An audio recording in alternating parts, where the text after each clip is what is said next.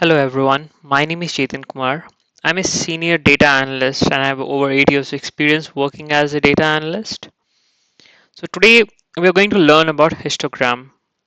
And before we develop histogram, let's understand why we are doing it. What's the purpose of histogram? What's the use case? So whenever we develop a visualization or an insight, we should always ask a question to ourselves why we are doing it, what purpose it is solving, what kind of answers it is going to give. These questions help you to analyze properly, understand properly why we are doing it, and how it is going to help you or your visualization. So let's dig into the data. Let me connect the data source. So we have orders. As of now, the people and returns, we don't need it, but if you want, you can just connect it if it is required for your use cases in any of the process. And this data set, you can get it from Tableau public sample data. So we are going to use only the orders. So let's dig into the data. Let me click on the sheet one. Okay, so this is about histogram. Let's name it. We're going to develop a histogram. Okay, so it's the histogram. Let's keep it in the center if you want to. It's up to you how you want to arrange it.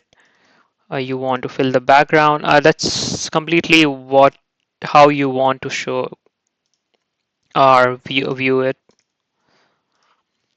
Let me create a histogram. The use case that we are going to work on today is if there are products, like for example, if you are a customer, you have ordered one product from Amazon, two products from Amazon, or there are customers who have ordered 14 products from Amazon or any other platform. Let's find out under which category majority of our customers lie in. So that's the business case. Okay, so let's create a calculated field. It is number of orders by customer. So that's the use case. Let me create a calculate field. So we are using a LOD calculation, and let's take the count of orders. So this is our calculations. So we are going to find out based on customers what are the count of orders that they have placed. That is the use case. So as we are going to use this as a dimension, not as a measure, so let's put it under dimension so you'll be able to see it here as it is. And let's drag the customer ID, add all customers and convert this into a count.